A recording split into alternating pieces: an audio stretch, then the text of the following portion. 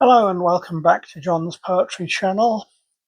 Today I am going to read for you some rather grim poetry by two writers who one might think were very different from each other, very dissimilar, Rudyard Kipling and Oscar Wilde.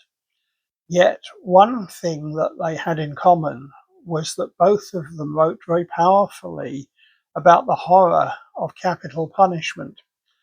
So I'm going to read you something from each of them, starting with Rudyard Kipling, and I'm going to read his poem Danny Deever. What are the bugles blowing for, said files on parade. To turn you out, the colour sergeant said. What makes you look so white, said files on parade. I'm dreading what I've got to watch, the colour sergeant said, for they're hanging Danny Deever. You can hear the Dead March play. The regiments in Hollow Square, they're hanging him today.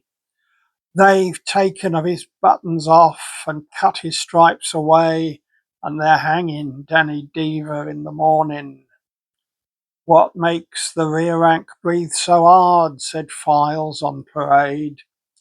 It's bitter cold, the colour sergeant said. What makes that front rank man fall down, said files on parade. A touch of sun, the colour sergeant said. They are hanging Danny Deever, they are marching of him round, they have halted Danny Deever by his coffin on the ground, and he'll swing in half a minute for a sneaking shooting our hound. Oh, they're hanging Danny Deever in the morning. His cot was right-hand cot to mine, said files on parade. He's sleeping out and far tonight, the colour sergeant said. I've drunk his beer a score of times, said files on parade. He's drinking bitter beer alone, the colour sergeant said. They are hanging Danny Deever. You must mark him to his place, for he shot a comrade sleeping. You must look him in the face. 900 of his county and the regiment's disgrace, while they're hanging Danny Deever in the morning. What's that so black agin the sun, said files on parade. It's Danny, fighting hard for life, the colour sergeant said. What's that whimpers overhead, said files on parade. It's Danny's soul that's passing now, the colour sergeant said. For they're done with Danny Deever. You can hear the quick-step play. The regiment's in column, and they're marching us away. Oh, the young recruits are shaking, and they'll want their beer today, after hanging Danny Deever in the morning. And now I am going to read a couple of passages from Oscar Wilde's The Ballad of Reading Gaol, which is incredibly powerful poetry. First this. Some kill their love when they are young, and some when they are old. Some strangle with the hands of lust, some with the hands of gold. The kindest use a knife, because the dead so soon grow cold. Some love too little, some too long, some sell and others buy. Some do the deed with many tears, and some without a sigh. For each man kills the thing he loves, yet each man does not die.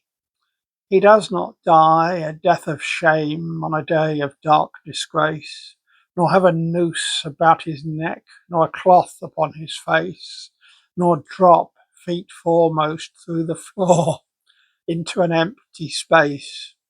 He does not sit with silent men who watch him night and day, who watch him when he tries to weep and when he tries to pray, who watch him lest himself should rob the prison of its prey.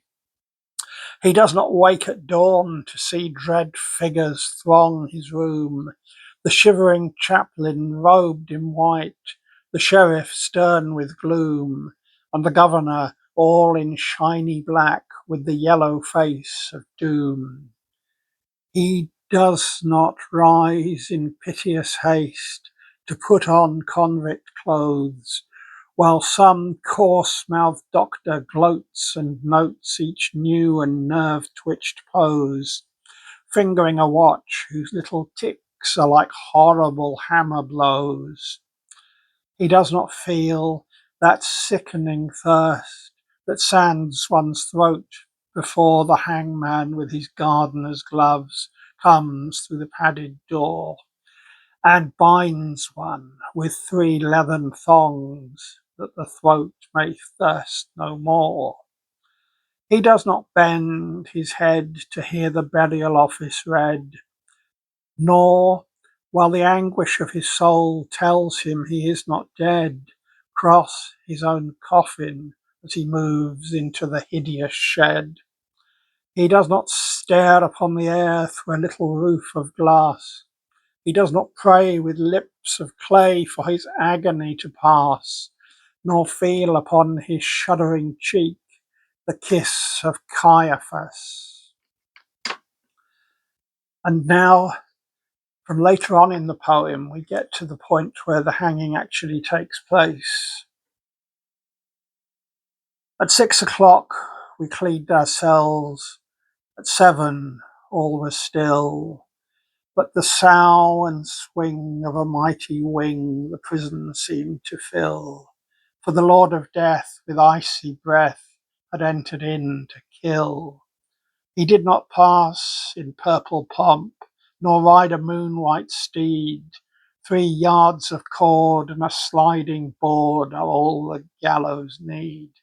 So with rope of shame the herald came to do the secret deed. We were as men through a fen of filthy darkness grope. We did not dare to breathe a prayer or to give our anguish scope. Something was dead in each of us, and what was dead was hope. For man's grim justice goes its way and will not swerve aside. It slays the weak, it slays the strong, it has a deadly stride. With iron heel it slays the strong, the monstrous parricide. We waited for the stroke of 8, each tongue was thick with thirst, for the stroke of 8 is the stroke of fate that makes a man accursed, and fate will use a running noose for the best man and the worst. We had no other thing to do save to wait for the sign to come, so like things of stone in a valley lone, quiet we sat and dumb, but each man's heart beat thick and quick, like a madman on a drum. With sudden shock, the prison clock smote on the shivering air, and from all the jail rose up a wail of impotent despair, like the sound that frightened marshes hear from some leper in his lair. And as one sees most fearful things in the crystal of a dream, we saw the greasy hempen rope hooked to the blackened beam, and heard the prayer the hangman's snare strangled into a scream. And all the woe that moved him so that he gave that bitter cry, and the wild regrets and the bloody sweats, none knew so well as I. For he who lives more lives than one, more deaths than one, must die.